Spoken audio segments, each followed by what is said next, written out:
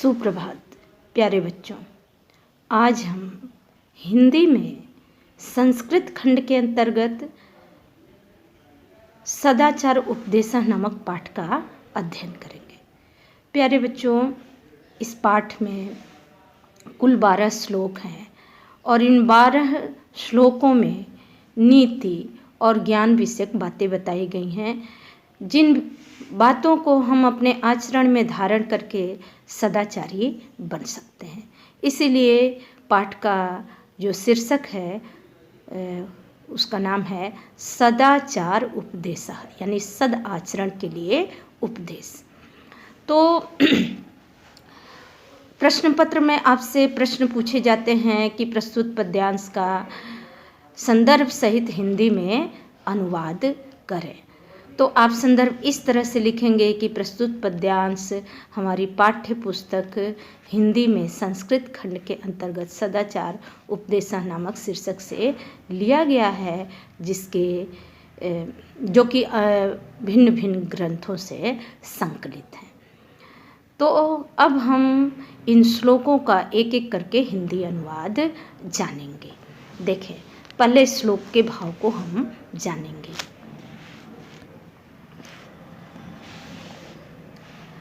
सम गच्छध्वं संवदध्वं सम वो मनांस जानताम देवा भागम यथा पूर्वे संज्ञाना नाम उपास्ते। इसमें यह कहा गया है कि मनुष्य को जो है अपने मनों को मिला करके, यानी अपने विचार को मिला करके साथ साथ सद्मार्ग पर चलना चाहिए, साथ साथ बोलना चाहिए और एक निश्चित उद्देश्य की प्राप्ति के लिए या संसार के कल्याण के लिए, सद आचरण की सद्मार्ग पर चलने के लिए मतों में एकता होना बहुत जरूरी है। इसीलिए कहा सम वो मनांस जानताम, यानी सबके मतों को मिलाकर, मनों को मिलाकर के एकता स्थापित करो और इस तरह से सद्मार्ग पर साथ साथ चलो, साथ साथ बोलो, यानी एक जैसा आचरण करो। किस प्रकार से? देवा भागम यथा पूर्वे संज्ञाना नाम उपास्ते। जिस प्रकार से देवता लोग पूर्व काल में ज्ञान पूर्वक अपने अपने भाग की उपासना करते थे, वैसे ही मनुष्य को भी ज्ञान पूर्वक अपने अपने भाग की उपासना करनी चाहिए, अपने अधिकार की उपासना करनी चाहिए, अपने कार्य करने चाहिए। दूसरे श्लोक का अर्थ देखें। कुर्वेन्न कर्माणि जिजि विषे इच्छितं समाह एवं त्वयि न अन्यथे तो अस्ति न कर्म लिप्यते नरे।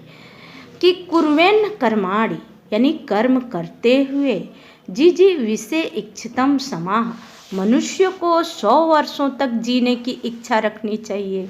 एवं त्वयि न अन्यथे तो अस्ति न कर्म लिप्यते नरे।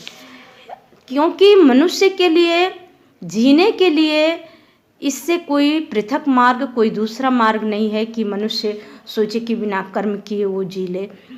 बिना कर्म किए जीने का मतलब है कि इसके लिए शास्त्रों में कहा गया कि ऐसा व्यक्ति जो बिना कर्म किए हुए जीता है, समझ लो कि वो पृथ्वी पर भार स्वरूप है।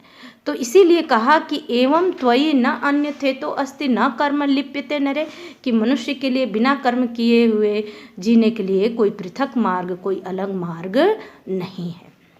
तीसरा है, तीसरे में ये कामना की गई है सद आचरण के लिए या एक सदाचारी व्यक्ति के लिए कि ये कामना है कि मधु मन में निष्क्रमणम, कि मेरी इस संसार में जो हमारी सांसारिक प्रवृत्ति है वो कैसी हो? मधुर हो। अर्थात जब तक मैं इस संसार में रहूं, सबसे मधुर बन करके रहूं, सबका प्रिय बन करके रहूं और सबको प्रिय बना करके रखूं।